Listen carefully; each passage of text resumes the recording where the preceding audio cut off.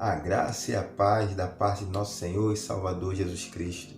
Estamos aqui para mais um estudo panorâmico.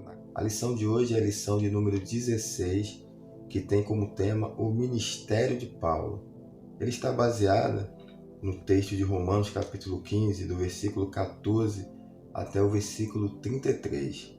Mas o nosso versículo-chave está em Romanos 15:16, que vai dizer assim: para que eu seja ministro de Cristo Jesus entre os gentios, no sagrado encargo de anunciar o Evangelho de Deus, de modo que a oferta deles seja aceitável, uma vez santificada pelo Espírito Santo. Então sabemos que o ministério dos apóstolos foi relevante para a igreja cristã. Eles foram responsáveis por dar fundamentação da fé à igreja que nascia e a referência aos seguidores de Cristo. Dentre os apóstolos, Paulo se tornou um baluarte da verdade por seu valoroso testemunho e proclamação do Evangelho aos gentios, reis e autoridades civis e eclesiásticas. Agora, o que o ministério de Paulo tinha de tão tremendo assim para marcar a história e ser referência para cada um de nós até os dias atuais?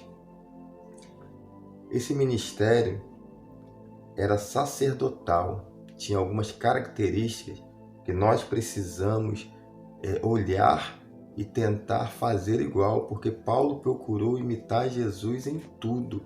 Então que nós possamos também procurar imitá-lo, como ele mesmo declarou: sede meus imitadores, assim como eu sou de Cristo. Então, sendo um ministério sacerdotal, ele conseguiu chegar para aqueles gentios que se convertiam, que eram proibidos até então de entrar no templo e participar do ofertório de sacrifícios. Então Paulo ele apresenta a nova aliança em Cristo Jesus, que a gente pode confirmar lá em Mateus capítulo 27, versículo 51. Por quê? Porque ele chega e diz: nós agora temos uma nova aliança. E que nova aliança é essa?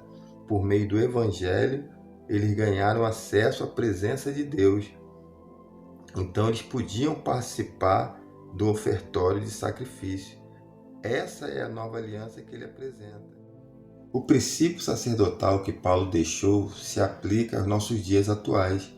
O evangelista é um sacerdote e sua oferta a Deus são os próprios convertidos. Duas práticas são fundamentais em nossa vida cristã: adoração e testemunho da fé.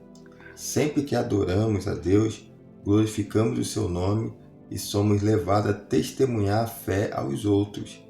Quando as pessoas se convertem, nós as oferecemos a Deus. Isso se torna um ciclo sem fim, pois elas seguem o nosso exemplo.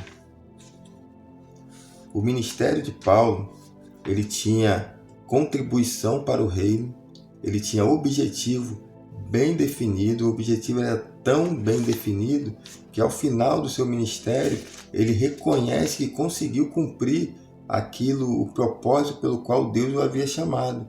Então ele declara: combati o bom combate, terminei a carreira e guardei a fé.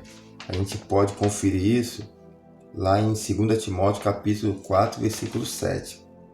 Mas eu queria compartilhar com vocês um pouco mais a fundo também sobre a questão dos meios que ele usava.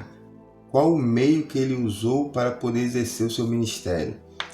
E o ministério de Paulo, ele era feito por palavras e obras.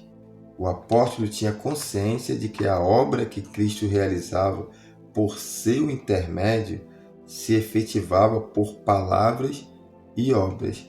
A fé cristã autêntica não se restringe em conhecer doutrinas, princípios e valores do cristianismo, mas se completa com a prática.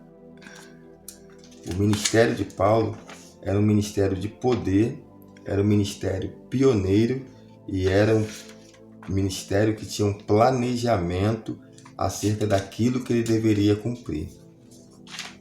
Concluindo,